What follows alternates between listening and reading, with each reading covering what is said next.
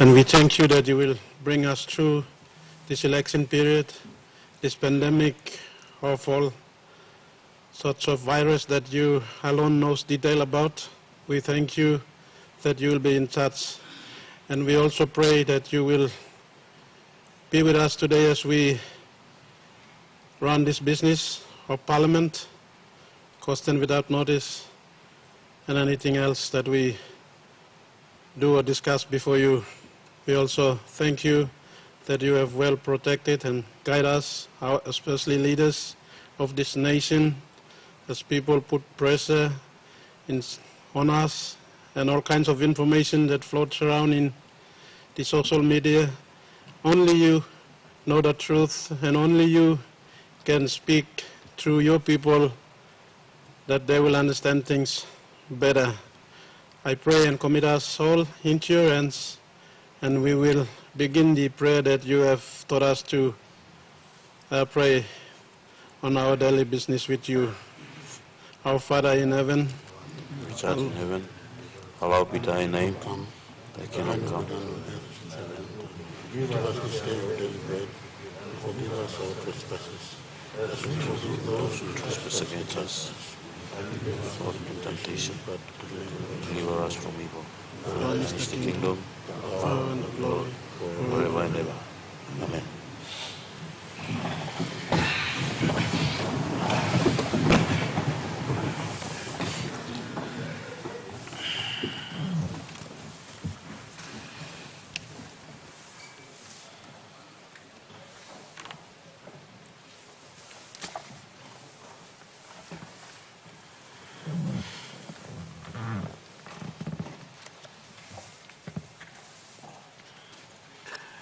Honorable members, I present the decision and subsequent order in the matter of reference by the Leadership Tribunal pursuant to Section 27(6) of the Organic Law on Duties and Responsibilities of Leadership in the matter of Honorable Sam Basil, Member for Wau-Bulolo Open Electorate and Member of Morobe Provincial Assembly. The Tribunal on Friday, 3rd December 2021, ordered that allegation 1 to 5 is dismissed, the suspension of the leader, Honorable Sam Basil, and Member for Wau-Bulolo Open Electorate and Member for Morobe Provincial Assembly under Section 28 of the Organic Law on Duties and Responsibilities of Leadership is lifted and discharged forthwith.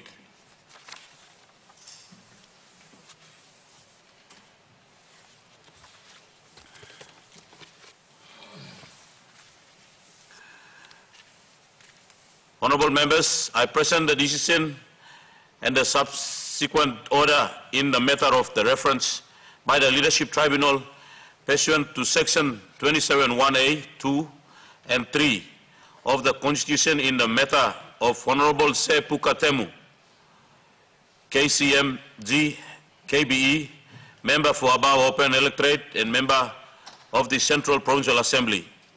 The Tribunal on Thursday, 30th December 2021 ordered that the no case to answer submission by the leader is upheld, and that the leader is found not guilty and acquitted of 2 counts of misconduct in office. And the suspension order dated 24 November 2021 be uplifted and the leader be reinstated as the member for Abau Open Electorate.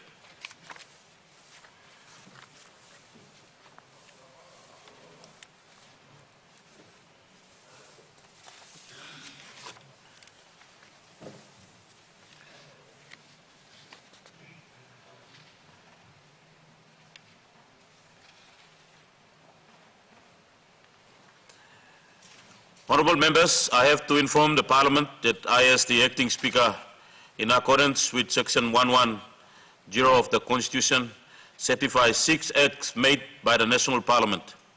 A list of these acts will appear in today's minutes of proceeding.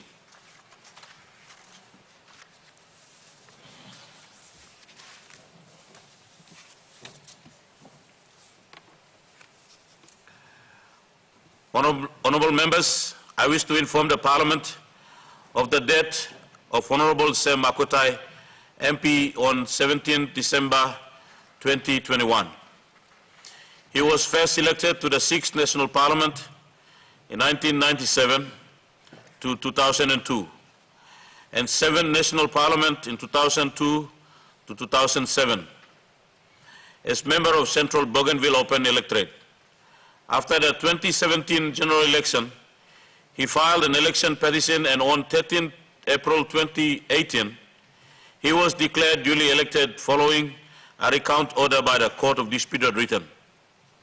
He was sworn in as a member for Central Bougainville Open in the 10th National Parliament, 2017 to 2022, on 19 April 2018. During those terms, he served as a Minister for Bougainville Affairs from July 1997 to January 1999. Then Minister for State from January 1999 to July 1999. And Deputy Chairman of Broadcasting and Parliamentary Proceedings, Privileges and Plan and Estimate Committee from November 1999 to December 2000. Minister for Mining and Environment Conservation and Correctional Institutional Service in the caretaker cabinet. Then Minister for Mining on 13th August 2002.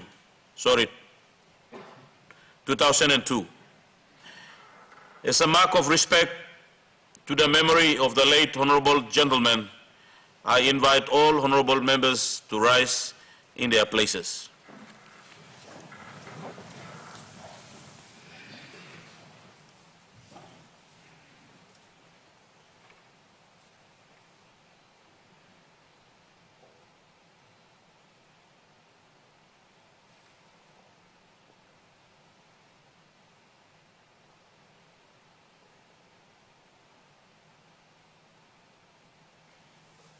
I thank the Parliament.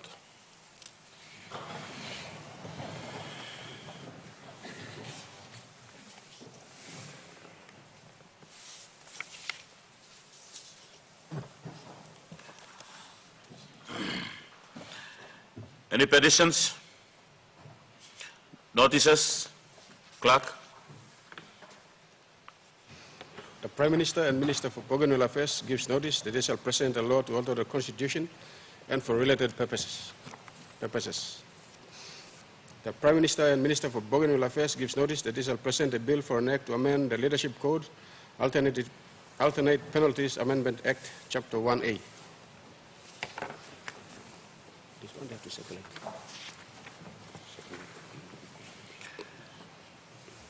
Honorable members, question time. The Honorable Member for Kairo-Kuhiri.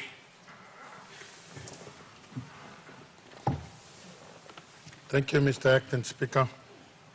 My question without notice is directed to, again, the Minister for Works. In recent media releases, I think in the last couple of days, we've seen announcement by government that a number of roads have now got the attention of government and will be funded.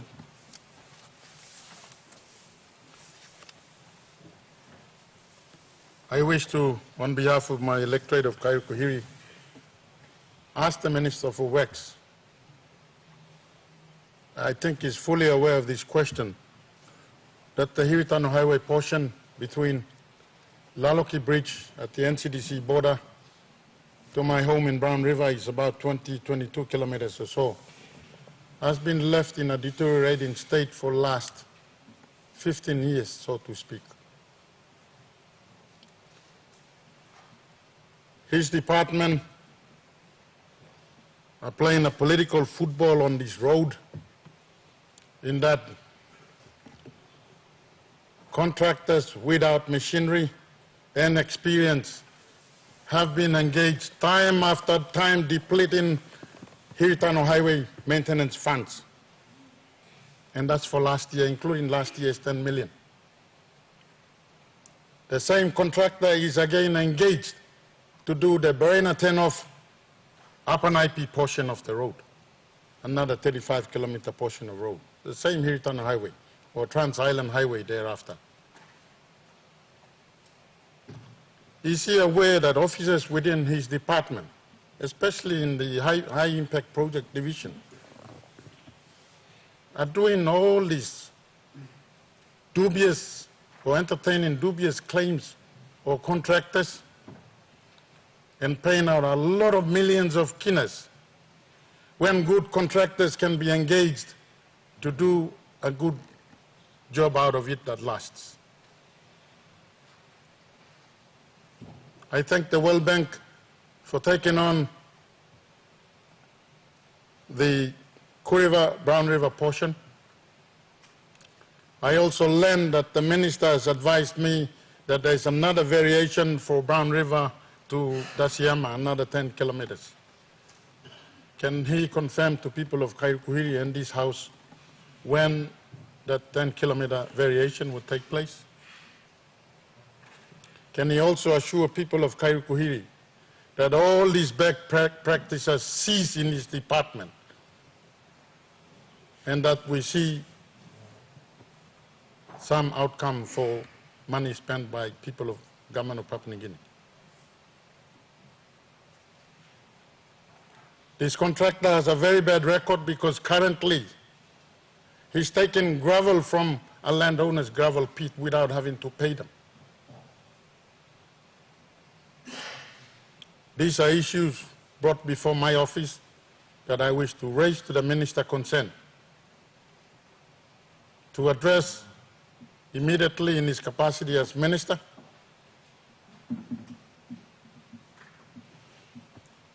and to tell us what plans he has got for people of Kairukuhiri, especially this road from Laloki to Brown River. Thank you very much, Mr. Acting Speaker. Minister for Works.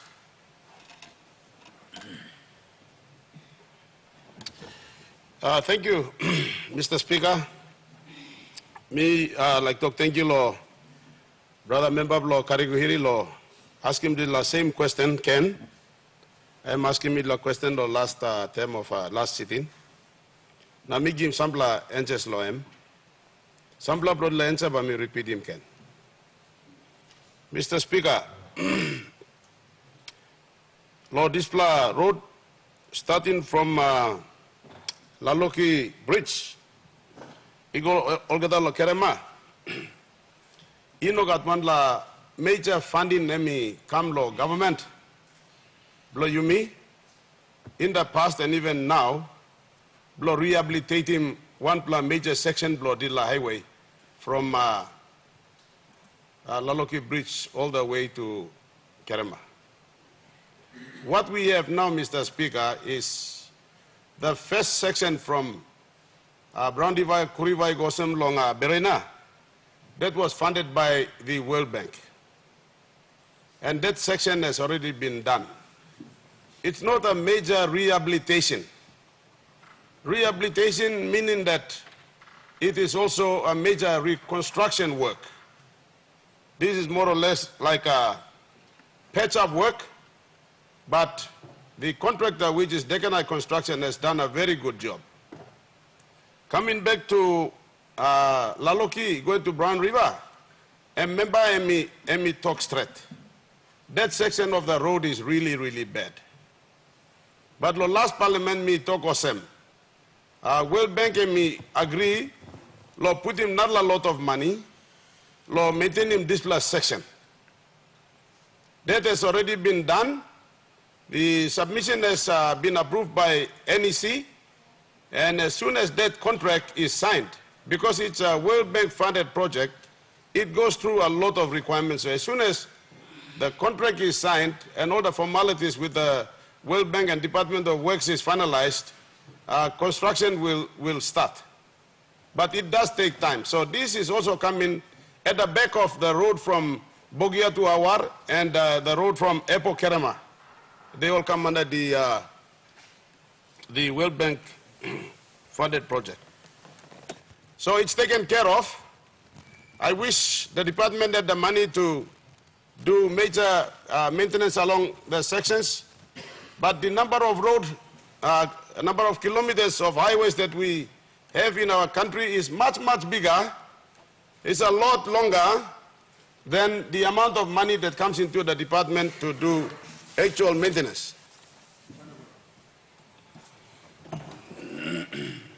Mr. Minister, point of order of Lomiye also.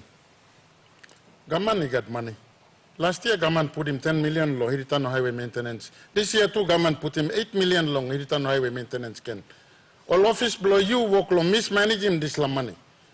All no karim good pla contractor come lo make him sectional ceiling. So you mean, karim up him this la heavy where roadie go bagara polgera. Now me thank you also.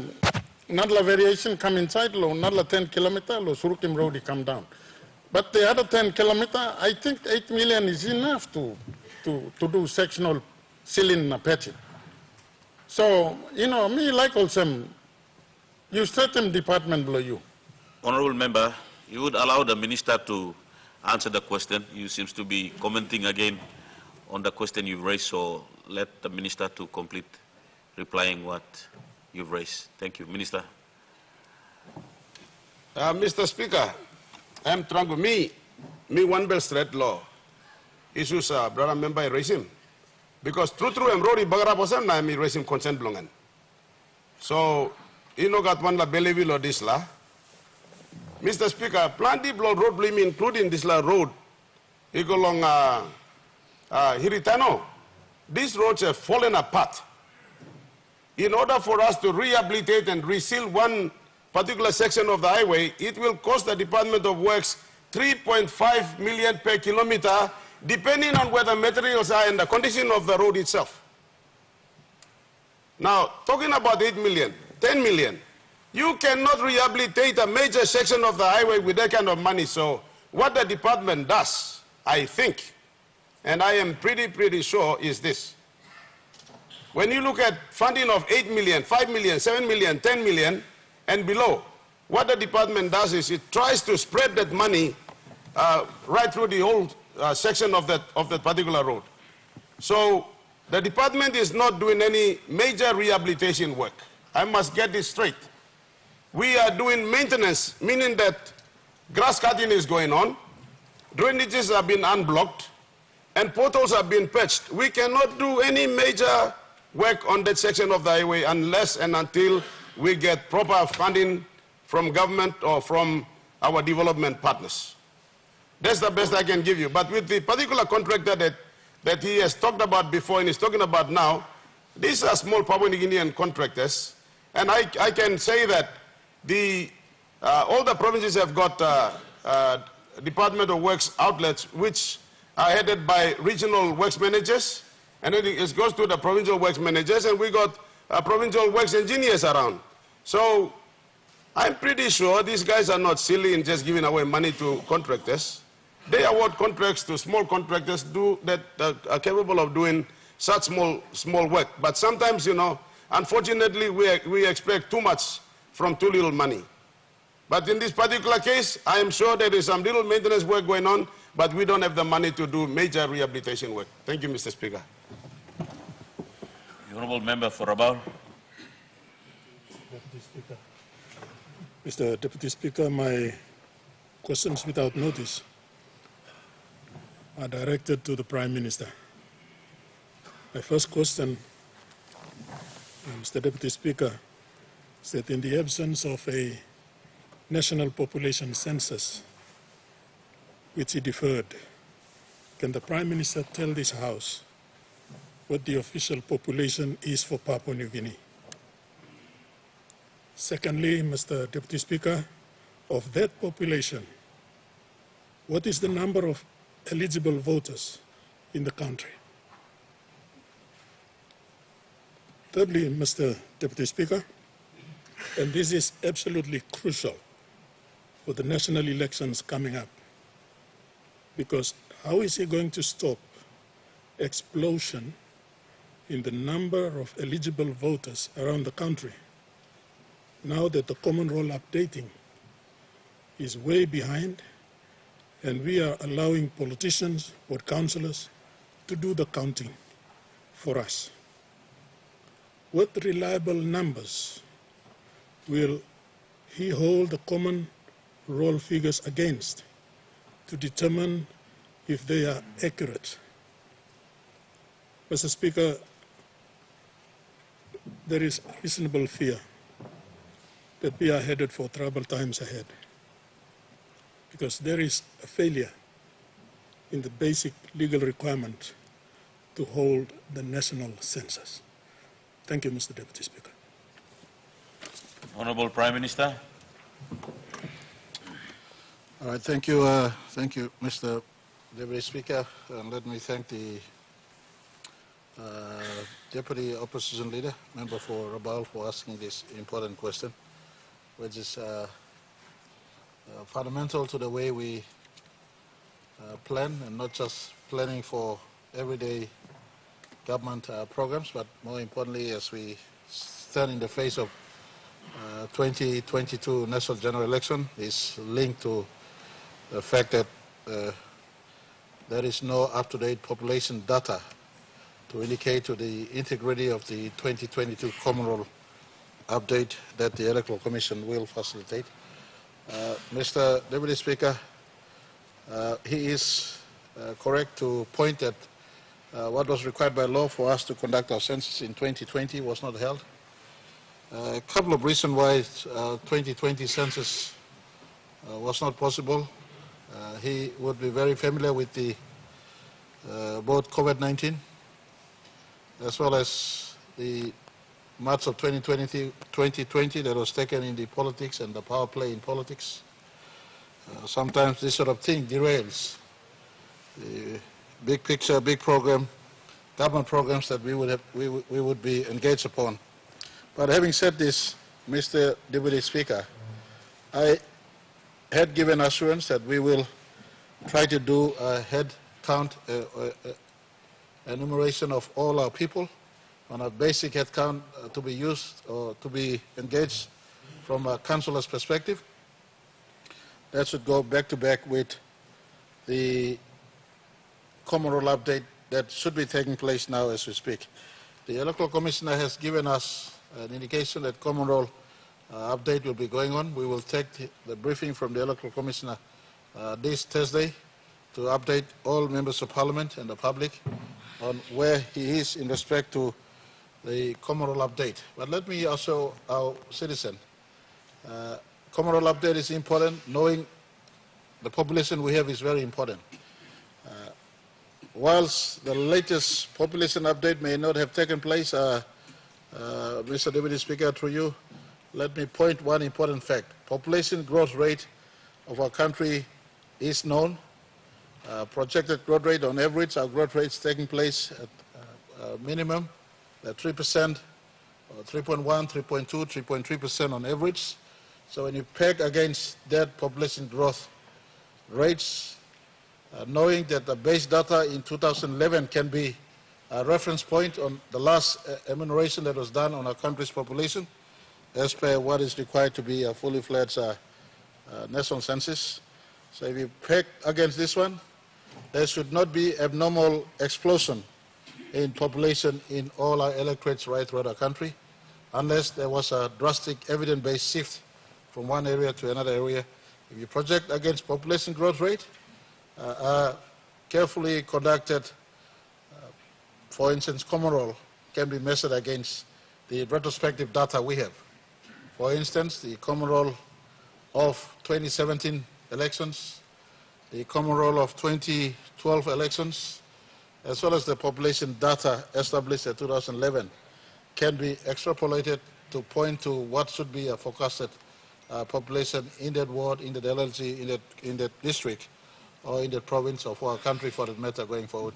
Just to give him through this question, the latest population per se up to date to the actuals, I am not privy to this because I may be indicating something that is outside of the actual reality.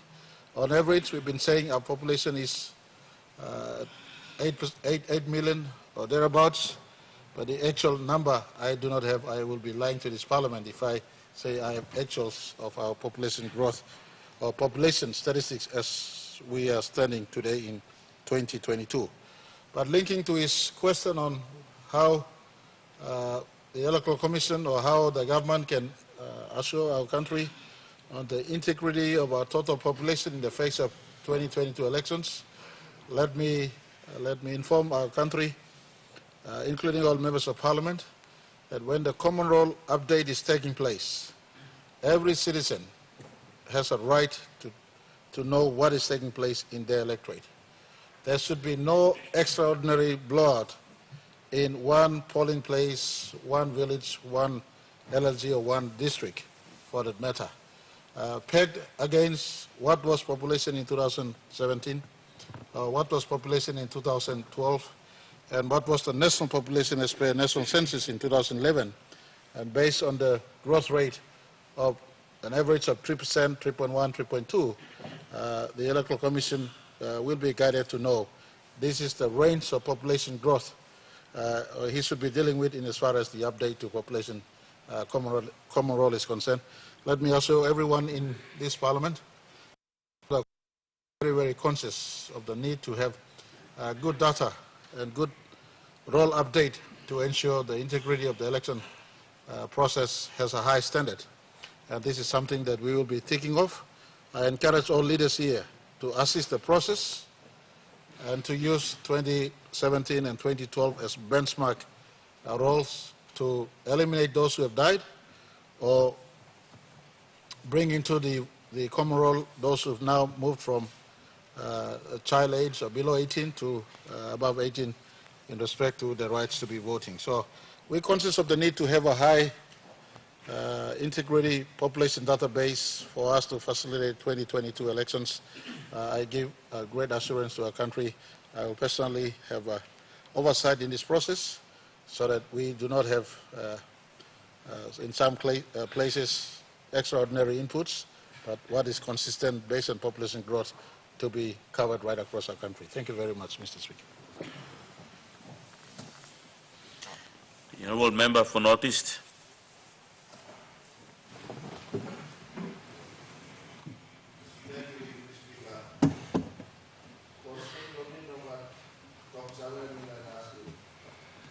Minister of Law, Airport Corporation, but since Emily stopped, I think Prime Minister me well aware of this question me like asking, so Prime Minister can answer him now.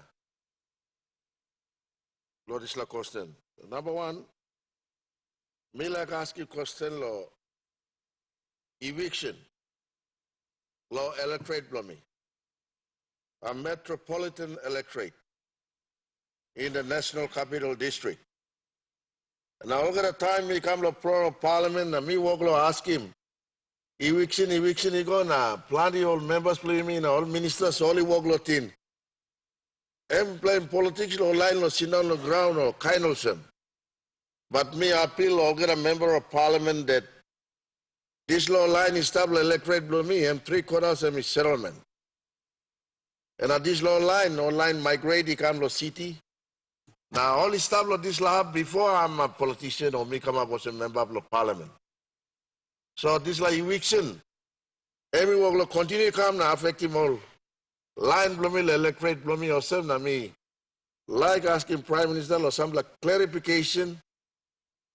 Now, some like answers so that all he can give him comfort. Law line blow me stop. The recent eviction along Garden Hill, and one private land use where you may organize consent, but private land so online you may go, and I'm able to try and find backside. Lo paria na bushware go say mibla Governor Blomi lo city mibla walk hard long and stop. Na narabla again eviction long issued by Airport Corporation, which government you may own him this la. Civil aviation, I mean, stop and need long National Airport Corporation na talk underneath the Aerodrome Act. And I may give notice lo line blue email or Saiwara, give more line blue email or Erima. And then one block must go down Lokoni to Minnesota, Koni, one block airport to Istanbul. One block residential area. They claim it under aerodrome. Now only no got title. Only got this law. Government even give more compulsory under CAO. Certificate authorizing occupation C or kind of thing. So only staff of this lab, now only growing third, fourth generation blood finish. And then eviction come up, now only kirab, now only invite me black one, a blood talk one. But we have do some checks and we've got background information on those areas. So aerodrome cannot be claimed extension out of the real airport itself. Also, this is a question here, I'm like asking Prime Minister. Lord, you can talk one time, Lands Minister, na Airport Corporation Minister long. Number one, but you mean review this law, get settled long, G71 2010. Let me give him power long, Lands Minister long. Kiss him ground compulsory under the Aerodrome Act. Now flying far, Emmy stop inside. You come underneath the grass long and aerodrome. Business concession area, Emmy where you got anger and all this stuff. Now perimeter fence, Emmy. Banasim Airport now outside Emmy outside Okada. So that's also raised question to the Lenona, he put in court law this lot two stuff so. Question blooming number one, Emmy go to Prime Minister. Now Emmy can talk to one and two Minister of Law, Lands now, Airport Corporation so that we can review that gets settled number G71 of 2010 so that you can solve this problem aerodrome. One map aerodrome through. Now one map to Papa ground claim also more line stop na suddenly more money go. So you can review na come one solution because new minister come, you will notice come. New MD come, you will notice come. Minister, honorable member, you sought him brief information, will you get to the point? Ask him. Also, this la question will come. We're gonna nubla man will change. So, Deputy Speaker, my question is that Prime Minister suppose law me talk to one two minister we can review. Number one. Number two. This la eviction pandemic government. You make a big la pandemic now. Legally pandemic come under eviction yet. Inablo you may stop him. Because NIC no got title. Only got this la CAO now, only exercise him now. Treating lifelong man that's socially affected. Or picking go to school. Or power mama to why mustn't by come only go. So it's indirectly affecting the people who has been on the land for sometimes. Also, let me ask you, Speaker, Deputy Speaker, this la sub to double question.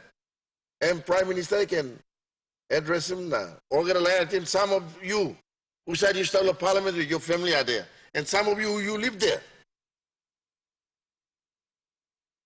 Number two, number three, we like to thank you, Prime Minister, Lands Minister, number one, Chupa, Saiwara, Buswara area, and win-win situation, we play go now, address him, Governor, we play staff on top of this, we are working with number one, Chupa. So me talk, thank you, Lord Isla. But otherwise, two questions is very important. Now people blow me long. Electorate all like Sawa. I think they are watching, or some of them are in here today. Thank you, Mr. Speaker. Honorable Prime Minister. All right, thank you, Mr. Deputy Speaker. Again, me like to thank you, Lord. Member Long must be noticed. Lord, ask him this important question and me deal with him.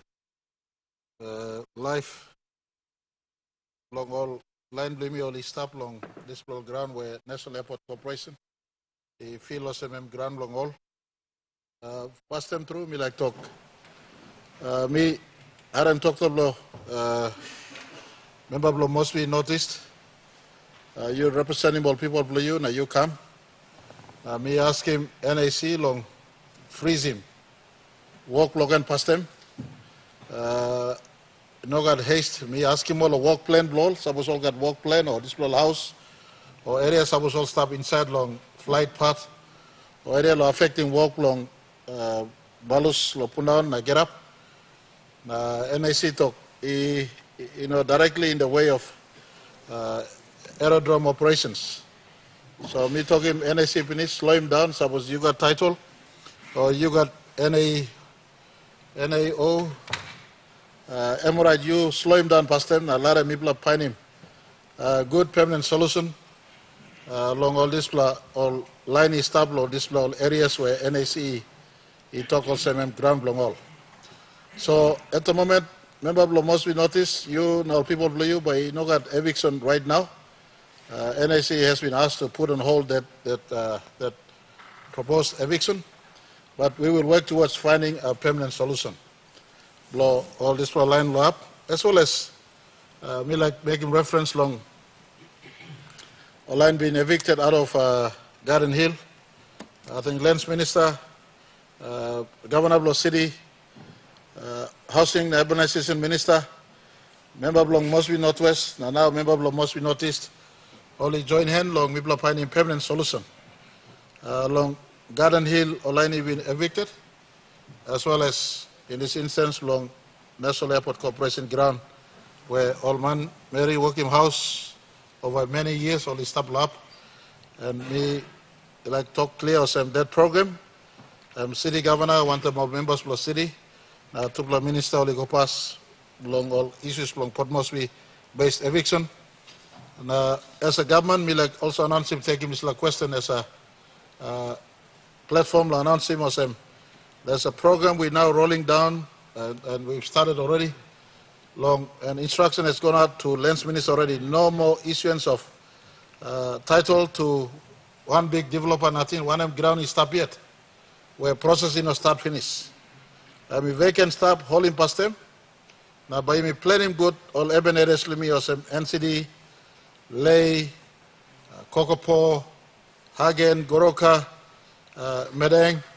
So you may rouse him settlement issues and deal with proper residential structure set up along all people believe me right throughout all urban areas, whilst at the same time maintaining respect along all indigenous Papa ground, along this area, along all activities for settlement that encroach into all indigenous ground or Papa ground threat. What is already state land, me like taking this little time to. Now talk whilst me like looking incident along Garden Hill, I mean, good in as far as humanitarian is concerned. But Kododa is stopped. Now, let's make title is stopped. And we're making this like me example. Example on Papua New Guineans. You go along one place. Suppose no got title below you, no can make him house on this lap. Me making so talk straight, now go along, you go along, walk the line. Suppose you no got title, no can carry him hammer, na nail, na diwai, na go start making house. Lost state land. Today, when I'm ibung finish, now when I'm happen, people try best to stop eviction based on humanitarian grounds. School bus start, COVID is stop, Trangol man Mary suffer too, so people try to reorder him, now people start past them NCD, now lay. Reorganize him, so but no more settlement is stop. So me talking Lands Minister, when I'm state land, he stop free, hold him, by me look him good, now by me try and give him. More Papua New Guinea man too, you know across the mass. It's just that some of the time accessibility, the state land process, too stiff, not too high, not too far away. Only Karem Haman and Nail, na Diwai got us all. But now me like talk about this question.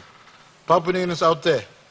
Don't just settle on a land that is untitled or you know a title on it. This talk to you now, you stop. If there is anyone who is settling, but no got more time whereby got messy like you because you haven't talked finish. So no more settling on land that is untitled in as far as state land is concerned. Or no more settling on customary land if you are not from that part of our country. Plenty time transaction, you come out 5,000, 10,000, you go, not go. You make a deal, but through Papa Grand come, but I'll me too. So if you are thinking of settling on customary land, no can settle suppose you know Papa ground. You got process for customary land acquisition and stop on lands department. Suppose Papa ground through now you would like holding on blood deal, follow the law, go through the legitimate process. You acquire him this like ground, long country stuff finished, or you can sit down proper. Not this law because you sit down nothing, You handshake when they want a man, 5,000, 10,000, 20,000. Process it, get someone to in a court order, not to you Rouse. You Rouse now, but you can complain about Honorable John Capa, Honorable Lawyer Boy Samuel, Honorable Powers Parkop, Honorable James Marabe, because me Prime Minister of you. So me put him talk now on country. All eviction is start to take place now, me talk, please. No more eviction until the port must be, I'm governor of the city now. Triple, 4 local, triple member, one time lands minister, housing minister, but planning good, so trying me convert him. All settlement into proper suburbs at different ranges, below all average Papua New Guineans to mid-income earning to employed Papua New Guineans, etc., especially those who are second, third generation urban dwellers and those who have some SME or some employment in our city. And not all assets will come like in ground long city. So me like making this question, I talk long Minister one time assurance.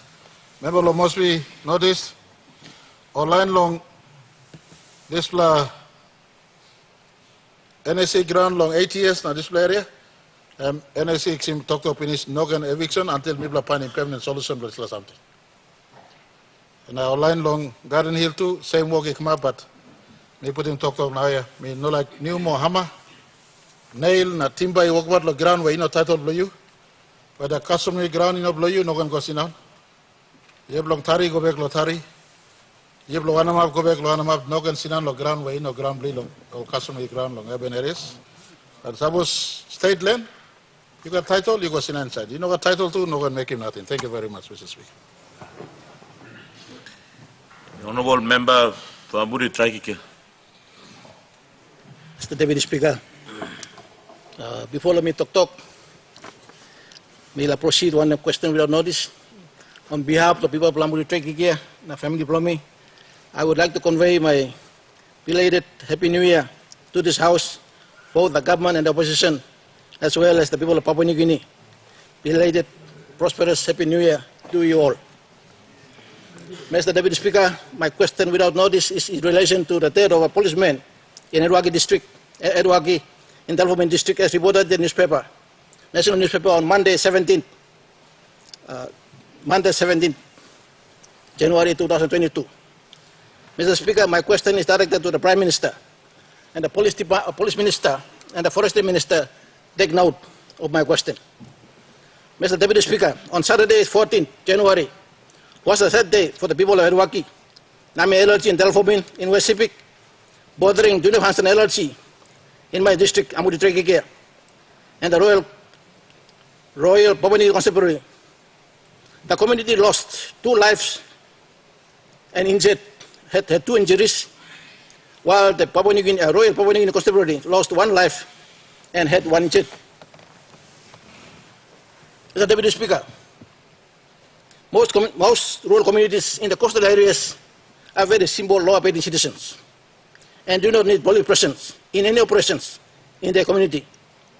Mr. Deputy Speaker, it is a pity that a police officer died because of the retaliation after he shot 3. 1 died and 3 injured, and people retaliated and chopped him with a brass knife. It's a sad situation. It's a very sad situation. This happened because of the deployment of police by the logging companies into rural areas. Most of these logging operations are illegally acquired, and people have the right to fight for their rights, to complain for their rights. And yet, police use the government-issued firearm to shoot their own people.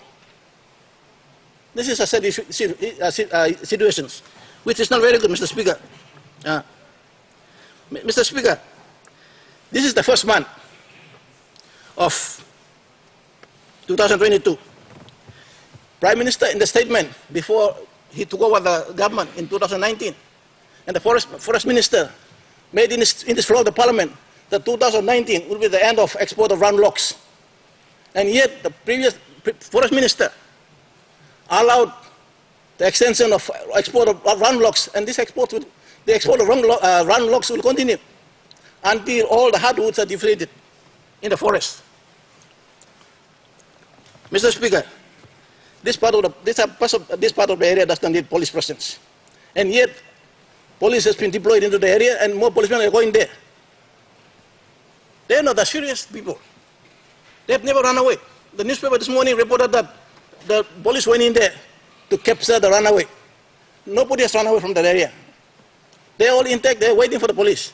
And they will share their bit of the story. I am very certain, while Papua New Guineans are killing each other, the locals are smiling and continue to destroy the lives and destroying the forest that belongs to them.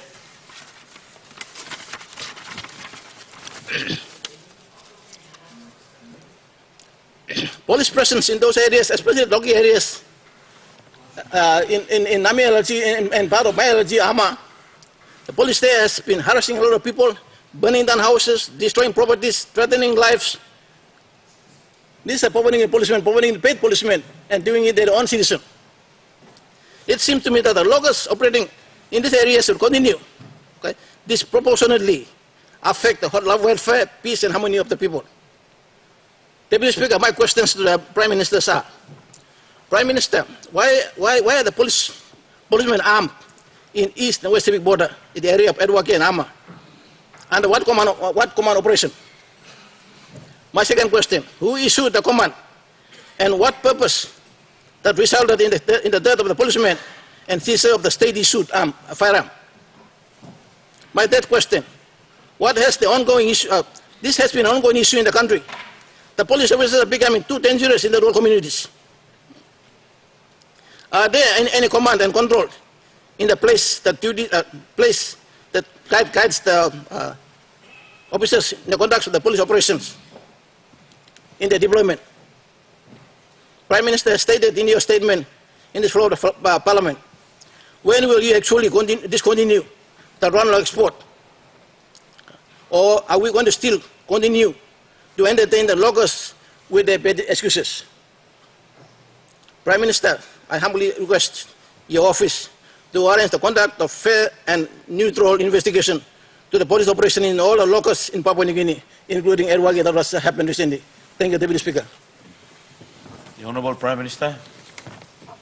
All right, thank you, Deputy Speaker. Milak talk. Thank you, long member long Ambunti, long asking this important question. Long incident come up long electorate block as well as electorate the border or electorate long telephone district. That's the first time I've been informed of this incident, and I just want the leader to put his good questions in writing to me. I will go to them fully, especially on the aspect of the question where we raise him long all police engaged na all shooting all man marry of less now retaliation all man marry now one black policy lose him life. I'll get the commissioner to have a look and investigate what really took place in that part of our country. You be less long over a part of the country long experiencing contest with law and order. Allow us to deal with some parts who are facing this sort of issue to phase it out. And me agree one time to some lab law whole numbers me where all man Mary stop in this, you mean I need to use excessive force, but nonetheless I cannot step in to do the work of the police. Let me ask him this question will come, and I will get the police commissioner along furnish a brief report to us to satisfy this parliament in respect to this question. But we'll call for a detailed investigation into exactly what took place at that place, so that if the officers of state or policemen broke him law, well then due discipline process will take its course. No policeman is above the law, or no one is above the law for that matter. So if the leader could put the question to me in writing, I will call for an immediate response by the police commissioner and a full-blown investigation into this matter in due course. The other question I'm making reference log, downstream log na stop log downstream, I beg your pardon, stop long run log export. Let me talk. Government Blomi come with a clear policy view that there must be a time in which you may stop him downstream process, I beg your pardon, run log export, go out long, or DY we must process him in country. That commitment still stands. When we came in, we said 2020 onwards, no issuance of license long or Nubla company long make him one of me may call him run log export. Only exception will be local companies, national companies, Papa Grand companies, provincial government companies. And policy thinking blow, government blow, me led by my Pangu party government, me believe blow this blah. 2020 would have been a benchmark, no issue of log license to foreign companies who will be engaged in just cut and run log export. Any log companies who apply to do logging in our business as of 2020 would have satisfied requirement long go downstream processing in our country.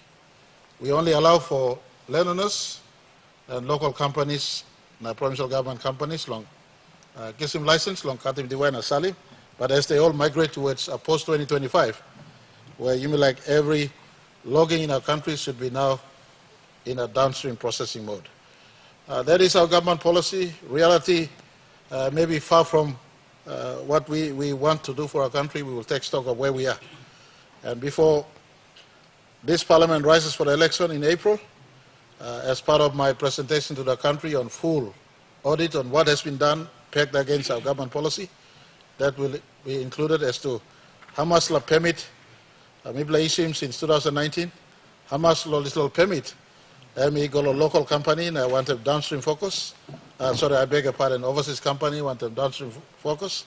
How much long a local company with a run log export permit with a view of migrating to a downstream by 2025. So also a report by me give him in April when we are giving our scorecard as we go to prepare to rise for the 10th parliament. So good luck question.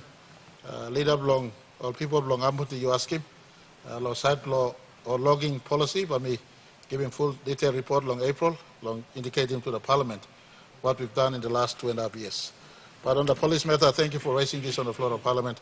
I'll get the police commissioner to give a report back on what has happened. I will make a statement to Parliament later this week, as well as a detailed investigation will be conducted in this matter. Thank you very much. We have a supplementary for Governor and City. Thank you, Deputy Speaker. Supplementary question from me, Prime Minister. Short question, but maybe I preface him lik tasola. Also, you may get a sorry law police money. I mean, lose him life long. Maybe I'm performing public duty long and good, or how I come up long up. All police yet in the community side. But question from me, I go some report them come up, Deputy Speaker. That's why. Incident may happen or logging may take place in one area you may call him handstand range. Now, understanding from me, that's why area handstand range is supposed to be a protected area where you may like declare him under World Heritage or but you may walk him just like red when I'm carbon trading may take place again. So supplementary question from me, Mohsen. Honorable Governor, we have a point of order. Yes. Deputy Speaker, handstand range is an area, but tune of handstand is an LLG. So he misquoted by saying handstand range. It's supposed to be tune of handstand LLG. Thank you. Honorable Governor, can you refrain yourself on the question and put it straight on the question asked by the honorable member? Because I've seen that your question seems to be, or supplementary seems to be a new question. No, I mean a new question, Mr. Deputy Speaker. If you can allow me. Because report them to us, and this incident maybe happened long one LLG, but inside this general area where understanding below me is this protected area where logging not supposed to take place.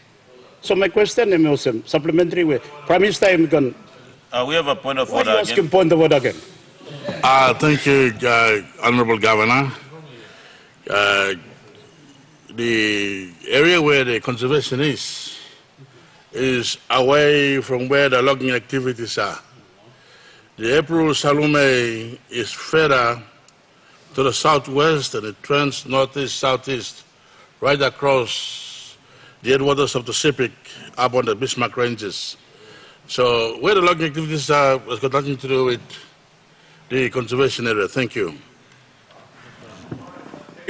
Allow the governor to go ahead on your question, supplementary. Logan.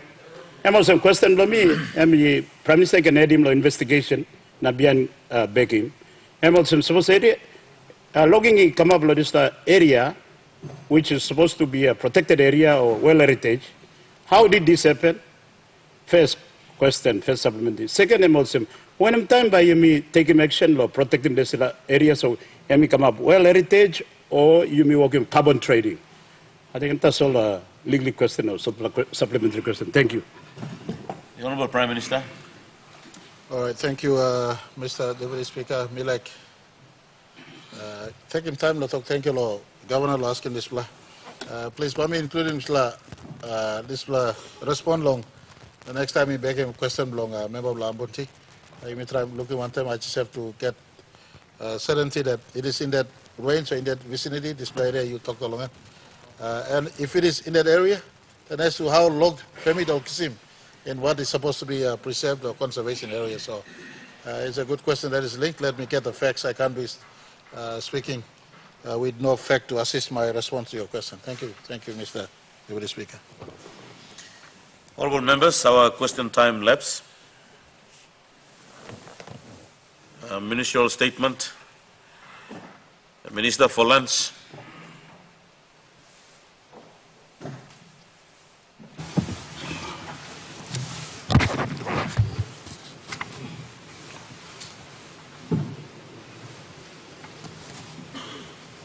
Thank you, Mr. Speaker and honourable members. I rise to present my ministerial statement. Mr. Speaker, let me remind this honourable House that we as a government are accountable to the people of Papua New Guinea. Hence, in my capacity here as Lands Minister, I am pleased to present a summary on the achievements, reforms and projects initiated by the Department of Lands and Physical Planning over the last 2 years since my assuming office in May of 2019. As you are aware, Lands has been a department embroiled in controversy and labeled as corrupt and inefficient for many years. Faced with these challenges, myself and my newly appointed secretary and my staff have a mammoth task confronting us to correct and fix a lot of these issues and reform the department. These issues cannot be fixed overnight. It takes persistence, patience, and continuity.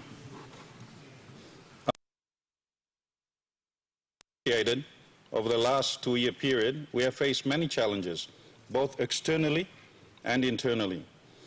We have navigated through these challenges to achieve some policy reforms and initiated some major projects within our limited budget. The COVID-19 pandemic, which we did not foresee, also contributed to making it more difficult in achieving our aims and aspirations. Mr. Speaker, first of all, clarification of state land. Due to much misunderstanding and misconception by our people, let me once again point out and clarify to this House and our people that the independent state of Papua New Guinea is the owner in perpetuity or the forever owner of all state land in the country. Upon the acquisition of it from former customary landowners or through sales and purchase. Since the state is the owner, it through the Department of Lands and Physical Planning, as the administrating agency, apportions and leases part of this land either in allotments, sections or portions to persons or entities for a period of time not more than 99 years through the land-borne allocation process. Upon the expiry or lapse of the lease period of 99 years, the land always and still reverts back to the underlying owner, which is the state. There is misconception and is not true and correct that the land will revert back to former customary landowners after the expiry or lapse of the 99-year leases. The land will always remain a state land and is owned by the state for perpetuity. One kan you go ela motors na bayam car, you na go back na return again. Mr. Speaker, delegations of functions to provinces. An important function under my ministry is the establishment of the Provincial Lands Board and the Provincial Physical Planning Boards. The Physical Planning Boards and the Lands Boards are important boards These boards determine how our district, towns and cities should be developed in line with our government's, provinces and districts' visions. I am disappointed to advise this Honourable House that a lot of provinces do not have these important boards established in their provinces. For the physical planning boards, only a few provinces have established physical planning boards, and these provinces are Enga, Western Highlands, Jiwaka in the Highlands region. However, the Western Highlands and Jiwaka boards are dormant, meaning that the boards have not been sitting or functioning in their respective provinces. In the Momase region, only the West Sepik, Sundown and Morobe have established and functioning boards. All the provinces in the Islands region have established physical planning boards except for Manus. The autonomous region of Bougainville also has an established board, but it is not functioning due to the position of the chief physical planner not filled as yet. For the southern region, Central, Milne Bay, including NCD have established and functioning physical planning boards. Almost all provinces do not have established provincial lands boards. The only provinces that have existing provincial lands boards are West Sepik, Central, Oro, and Autonomous Region of Bougainville. Manus Provincial Lands Board has been appointed, but the board members' appointments yet are to be published in the National Gazette before they can be sworn in. The Morobe, East New Britain, Milne Bay, and New Ireland Province boards expired, and the new boards are yet to be established like the rest of the provinces. Mr. Speaker, let me clarify that the establishment of the provincial physical planning boards and the provincial lands boards are the prerogative and the responsibility of the provincial governments and the provincial administrations to liaise with my department in lands to ensure that these boards are established and running so they can run their own affairs. The provinces have to submit their nominees for the composition of these boards after being endorsed by the respective PECs to the Minister for Appointment and Gazettal. During my term, we have established Central Provincial Board, West New Britain Lands and Physical Planning Boards, the Oro Provincial Lands Boards, and we are in the process of establishing Sundown and Manus Provincial Lands Boards. One of the critical boards that has also been outstanding since 2017 is the Papua New Physical Planning Appeals Tribunal, which was finally established and operating now. It was established late last month. Mr. Speaker, SABL, Special Agricultural Business Leases, very controversial. The SABL issue has been and is a challenging and controversial issue that the department is dealing with. The original SABL concept was part of the overall policy of assessing customary land and issuing bankable titles over the customary land to a person or an entity nominated by the customary landowners under the leaseback policy, where the customary land is leased from the customary landowners and is then leased back to the landowners with a state-guaranteed bankable title. Some of the notable developments using the SABL titles are the developments between the Mount Hagen City and the Kaga-Muga Airport Corridor. Unfortunately, this SABL concept was grossly abused when huge tracts of land were issued SABL titles in disguise of agro-forest projects, which led to the Commission of Inquiry into the SABLs established. About 70 SABLs were identified by the Commission of Inquiry to be cancelled. The department was in the process of cancelling them when an aggrieved SABL title holder went to court and obtained restraining orders from cancelling the SABLs and also using the findings of the COI. A moratorium on dealing SABLs is in place, and a customary land advisory committee comprising of the Secretary for CLRC, Director for NRI, State Solicitor, Deputy Secretary for Customary Lands, and Director Customary Leases were established by the previous government to look into all SABLs on a case-by-case basis. A total of 30 SABLs were recommended for cancellation, and about 20 have been cancelled so far. The others could not be cancelled as the SABL title holders have filed court proceedings against the cancellation, but they will be dealt with once the court proceedings are concluded. Since my appointment, I have instructed my department head to institute further investigations through the Customary Lands Advisory Committee into these SABLs with a view to cancel those SABLs that are controversial and illegal. Also, investigations are currently also underway into agricultural leases that are not compliant with the covenants of the lease, and once confirmed will be subjected to forfeiture, as they are currently being used for purposes other than agriculture. Mr. Speaker, the Lands Department has been tagged as corrupt and inefficient, and our ambition and vision is to address that. With this in mind, in the last 2 years, I have directed the Secretary to review some of the ways we do business, and hence the Department has gone into a transformation and is changing its structure and business processes for land dealings to achieve these outcomes.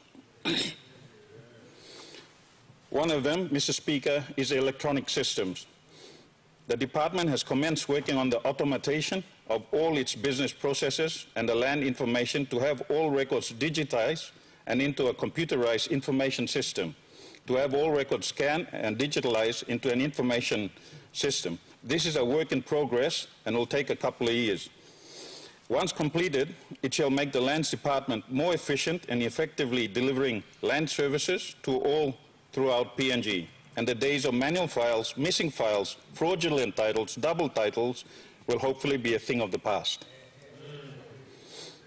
The Department has entered into an agreement with New Pay Limited to build and recreate the current system after clearance and approval was granted by the Office of the State Solicitor.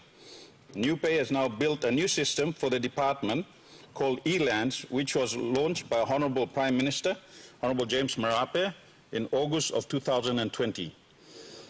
The National Executive Council's decision number 171/2021 in its special meeting number 12 approved this engagement. Most rentals and leases are now paid online, and very soon all other land-related fees will be paid also online. Once the Finance Department implements part of that NEC decision by seizing the collection of all land-related fees, including land rentals through the IFMS or PGAS system. Once completed, Lands Department hopefully forecasts an approximate revenue generation per annum of 100 million plus an outstanding land rental of nearly 400 million that sits in our systems. We currently collect roughly 28 million per annum. Let me point out here that we at Lands do not want to usurp the Finance Department's mandate to collect public monies, but we as a department need to reconcile all payments against our records before remitting them into a consolidated revenue account within 24 hours. Currently, my department faces huge difficulties in trying to reconcile manual records and payments made through the finance offices. Therefore, the land and payments records are in disarray, as many leaseholders are not meeting their lease rental obligations, thus depriving government of much-needed revenue. This system is a game changer in rectifying the way the Lands does business, making it more efficient and transparent. I must say that it is the most successful e-government platform ever developed and deployed in Papua New Guinea. eLands payment options continue to be developed and now accepts payments and methods using any cards that display the Visa, MasterCard, Union Pay logos, local cards such as Kina Bank, MyBank, and so forth. With general response by eLands users as being favorable, with users appreciating the foresight and efforts of the department to deliver an online system. You only need a smartphone, tablet, laptop, or desktop. You do not have to go and stand in line at the various Lands departments. And an internet connection to use this system. eLands has revealed that there is about 400 million in outstanding land rental since 2014. It is expected this revenue will increase as further revenue is unlocked by processing backlogs and further development by the department's technology partner. In addition, certain land processes, including forfeiture, land allocation, title registration, surveys, have already commenced using the system, and this will improve record keeping and transparency, and hopefully eradicate fraud in the department. The vision of the department is for this country to have an electronic title system within 2 to 3 years from now. Let me also point out that the important fact that this system did not cost the state or the department one single toya. It was established without any payments from government. Unlike previous systems, that resulted in approximately nearly 50 million being wasted without achieving good outcomes. Mr. Speaker, strata titles. Another achievement of the department is the introduction of the strata titles policy into the country.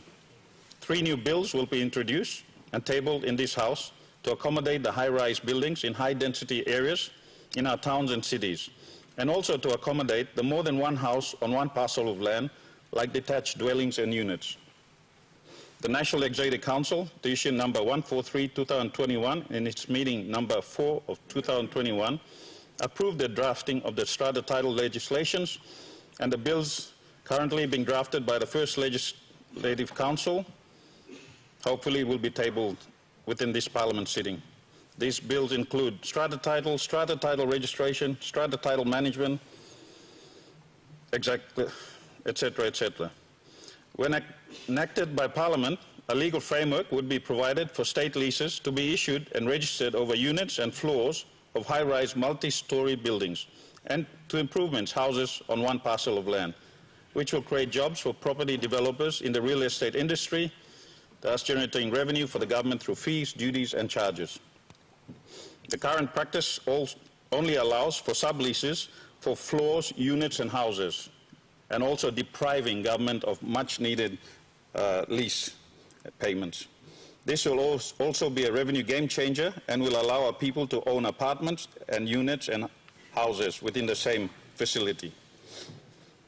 Let me also inform this Honourable House that we are also reviewing the Land Act to improve it with the view to cater for our people's aspirations and their land rights are guaranteed and protected. Mr. Speaker, another achievement for the department was the establishment of a standard procedure to provide a check and balance on the stamp duties paid by purchasers and vendors on the sale and purchase of properties. It was established that some purchasers and vendors had been evading taxes and stamp duties to the IRC. The Secretary has now established a strong mechanism to check the payment of all stamp duties on land transactions, including payment of all outstanding land rentals and statutory fees before it is approved by the Minister. This has resulted in increased revenue despite COVID-19 and other impacts affecting our economy, and this will improve further once it is done electronically. We are also in discussion with the IRC to interface and share information for purposes to rectify tax avoidance. Mr. Speaker, I am also to inform this House all land powers under the Land Act 1996, administered by me as a minister, were transferred to the Minister for Lands of Autonomous Bougainville Government on the 11th of June 2021 at the Belisi Park in Buka, Arob. The Minister for Lands in the ABG can now execute all powers in administering land in the region. My department was one of the first departments that have transferred these powers to ABG as per the peacekeeping agreement. Other powers yet to be delegated will be the processing of the ILG and customary leases processing powers. Once AROB has enacted its own relevant legislations, the registration powers will also be transferred. We continue to provide technical advice and training to achieve capacity building. Mr. Speaker, land reforms. Apart from the achievements, the department also undertook and is undertaking some reforms in how it should conduct its business and serve our citizens and its stakeholders better. The agenda on land reforms has quite a long history. My special thanks to my predecessor, the Honourable Justin Tachenko, who noted the importance of land reforms and took the leadership to ignite the process to revive the land reform program in early 2019 by special focus on reforming customary land in Papua New Guinea. I continued these reforms in my capacity as Minister, ensuring the 2019 National Land Summit 17 resolutions endorsed by Cabinet were implemented after going through the underlying rationale behind the reform initiative. I was convinced that this was a way forward for Papua New Guinea to realize its development aspirations through empowering of our people to utilize their customary land to improve their livelihoods. I remain committed to this great initiative and ensure that the implementation of most of the 17 resolutions during this term of government. With the support of our government, the reform initiatives embarked over customary land in PNG will pave the way for sustainable economic growth Let me make it clear at the outset to all our landowners in Papua New Guinea that the government is not making land reforms to take away your land, but to empower you in a significant way so that you can actively participate to build a better future for yourselves and your children. Mr. Speaker, the other major reform being undertaken by our department is the introduction of a national sustainable land use policy for Papua New Guinea. The National Sustainable Land Use Policy aims to effectively promote and implement sustainable land use and management in Papua New Guinea in accordance with the policy objectives and guiding principles. Papua New Guinea's long-term prosperity, environmental conservation, sustainable economic growth, and social inclusion and well-being rely on the prudent management and promotion of best land use and development patterns. Wise and efficient use of land supports strong, livable, and healthy communities, also protecting the environment, public health, and safety, thus facilitating economic growth and protecting our people's rights. In 2000, the NEC directed the Department of Lands and Physical Planning to develop the land use policy. Since then, there has been a lot of research conducted into the field, use planning, land and resources use. The NSLUP was formulated to provide an enabling framework for sustainable land use and planning, which also facilitates land availability for investments and developments in PNG. The objectives of the NSLUP are to promote sustainable land use management and protect cultural heritage areas, the environment and natural resources for the benefit of all Papua New Guineans, and also to promote people-centered development, participatory decision-making, responsible investment, and accountable land use administration to support the equitable economic and inclusive development of our country. It is also to coordinate with all relevant government authorities to produce NSLUP advice and guidance and disseminate this down to the lower government levels to inform the bottom-up sustainable land use planning process. Mr. Speaker, the department is in the process of being restructured, awaiting the approval from the Department of Personal Management. In the restructure, the regional offices will be closed and all offices moved to Waigani. Some may not be happy with this, but most functions of the lands department is being devolved to provinces for them to run. The regional offices, especially the surveys and other regional offices, is a duplication of the functions by the regional offices and clashes with the provincial offices in their respective provinces. The closure of the regional offices will enable provincial administration to administer their land-related affairs themselves and function at the province while interfacing with the national department with no duplication or usurping provincial land functions. The restructuring of the department also achieves savings to the state in the personal emoluments, as some positions were made redundant, and state will also save up to 5 million kina annually in office rentals and operational cost when the regional offices will be relocated to the national office in Waigani and the regional offices closed. These regional offices will be based in Port Moresby to better serve our people.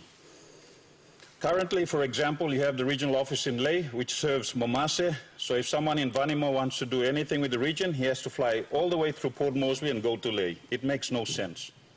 Instead of going to Lae, you just do it here in Port Moresby. Similar to the New Guinea Islands region, it is centered in Kokopo. So a guy in Manus does not have to fly all the way to Port Moresby and go to Kokopo. They can just fly to Port Moresby and get it done here. Mr. Speaker, the department has partnered with customary landowners and potential investors to develop the customary land, which has been a big issue for us. The department plays a facilitation role by ensuring due compliance over laws and proper planning and protecting landowners' interests, including those of future generations. One of these trial projects would be the Tuhava project outside Port Moresby. It is an extremely interesting project. It is at Rocco Village where the customary land was converted into a state lease. 585 hectares was converted to state lease. And the landowners are partnering with a developer to develop the land under a joint venture arrangement. This is a concept where the conversion of customary land to state lease actually works. This pilot project was launched by Honorable Prime Minister on the 28th of October. We facilitated 585 hectares of customary land, which was then converted into 99 state titles which are bankable and will be further subdivided for housing allotments. This has given confidence to the development partners and financial institutions. By the time this project matures, there will be approximately a 2 billion kina investment, partly owned by the Kashmiri landowners. They will be partly owning 2 billion kina worth of investment. Almost sali ground level 5,000 or 10,000. I would really like to commend the landowners at Roku who have withstood time, patience, and they have really stood up to this. And it is something that we should do in all our provinces. The state, for your record, did not pay one toya to acquire that land. The landowners surrendered it, converted it, and now they are beneficiaries of a 2 billion kina project. They are building 4,000 houses over there, for your information. Another project is a Nadzab satellite township development by a government, initiated by a Prime Minister, Honorable James Marape, which I have taken carriage of in partnership with the Morobe Provincial Government, Huon Gulf District and Leh City Authority, Administration, and the Kashmiri landowners to develop Nadzab into a satellite city. The proposed new satellite city development is in line with the national government's plan and the Morobe Provincial Government's development plans to upgrade the Nadzab airport to an international airport, along with upgraded road infrastructure to the city of Leh. Hence, the department has commenced facilitation of the land access, including land acquisition, land use planning and allocation to affect both national and Morobe Provincial Government's development plans, including Huon Gulf, to develop the Nadzab satellite city. The proposed city development would feature all basic infrastructure services and utilities. The development concept will be similar to the Roku project, where the private sector and super funds will be a major party to drive the development, with the state playing facilitator, regulatory and planning roles only. This will be the first brand new city that Papua New Guineans have designed for Papua New Guinea. This will result in a very minimal financial outlay by government, resulting in savings of billions of kina to develop the city under this concept.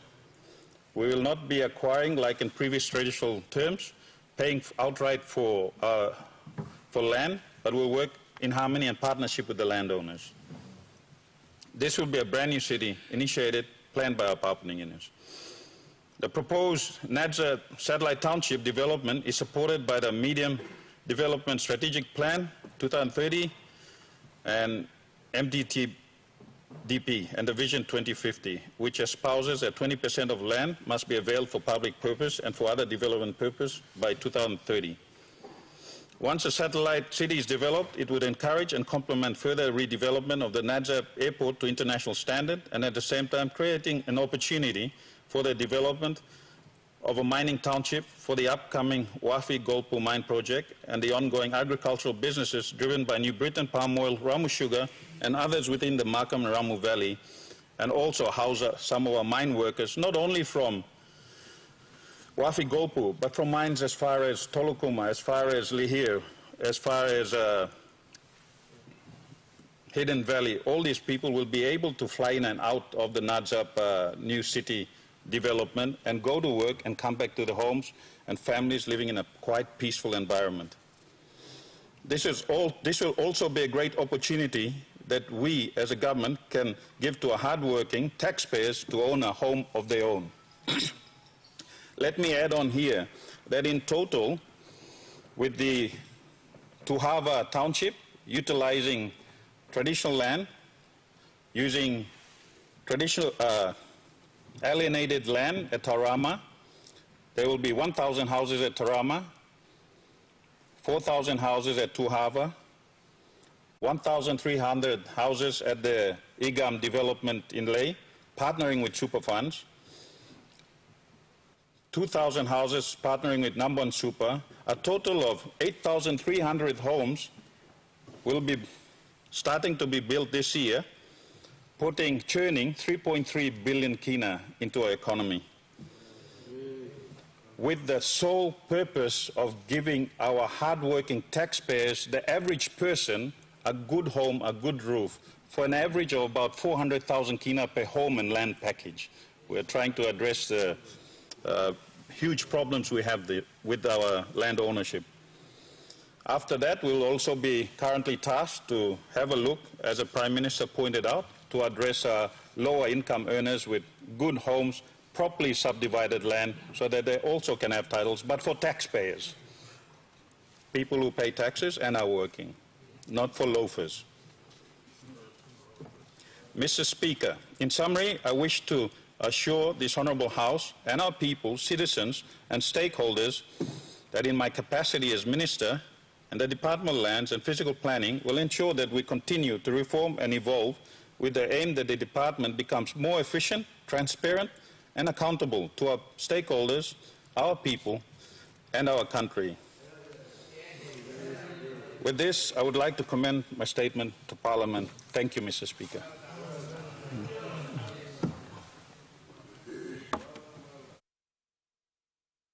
Leader of Government Business.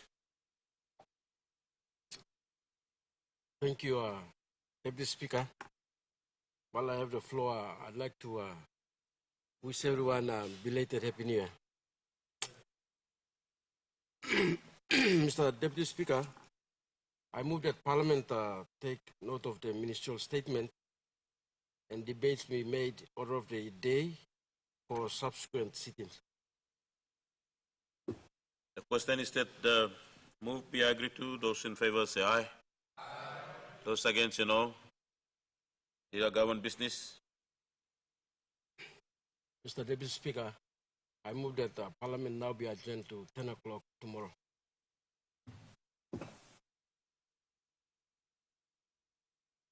The question is that the motion be agreed to. Those in favor say aye. Aye. Those against say no. Honourable members, I now adjourn Parliament to tomorrow 10 a.m.